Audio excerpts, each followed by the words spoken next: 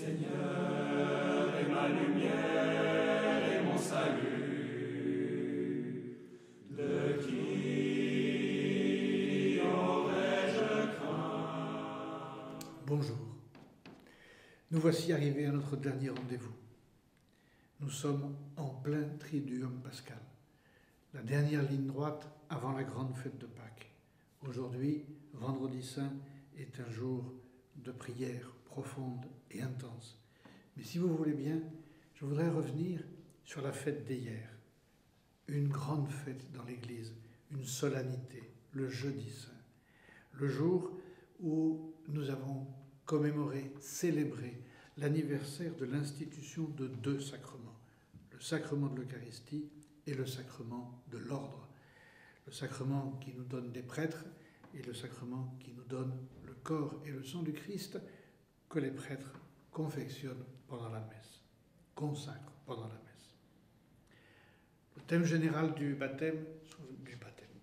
carême, souvenez-vous-en, c'était la considération de notre baptême, de cet ensevelissement de notre baptême pour ressusciter avec le Christ.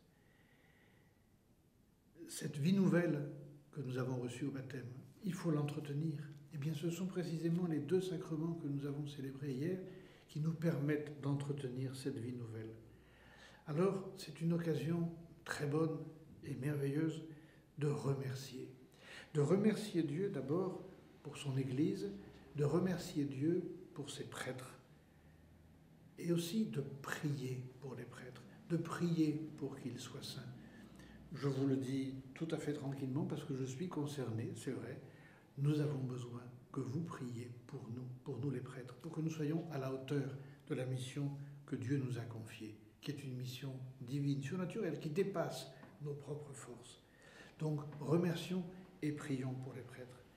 Mais surtout, remercions Dieu pour ce don merveilleux qu'il nous fait de son corps et de son sang. Ce don, ce cadeau que nous pouvons recevoir à chaque fois que nous nous présentons à la table de l'Eucharistie, à la communion.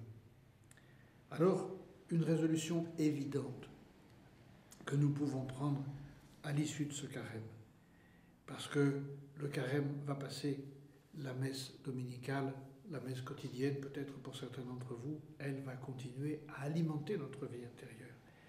La résolution que nous pouvons prendre, c'est de fréquenter davantage le Seigneur. Que je vous suggère de prendre, c'est de fréquenter davantage le Seigneur en allant lui rendre visite dans les tabernacles de nos églises, dans les chapelles du Saint-Sacrement que chaque église possède, d'aller peut-être participer à des moments d'adoration lorsque le Seigneur est exposé dans l'ostensoir et appelle notre compagnie.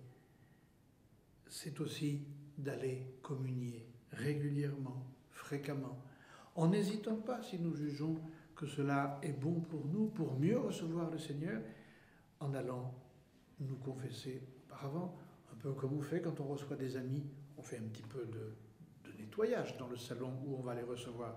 Eh bien, c'est bien, c'est une bonne chose que d'aller un petit peu nettoyer notre âme lorsque nous voulons aller recevoir le Seigneur dans la communion. Vous comprenez avec moi, à l'issue de ce carême, il faut que nous soyons généreux dans l'action de grâce. Merci Seigneur pour ce carême qui nous a aidés à grandir sans aucun doute. Merci Seigneur de tout ce que tu as fait pour nous et que nous avons médité tout au long du carême, tout ce que tu as fait pour que notre vie intérieure ne soit pas un vœu pieux, mais une réalité.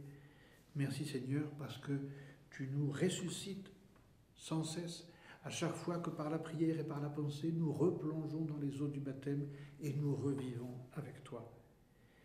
Et très concrètement, je vais terminer avec une petite résolution très concrète.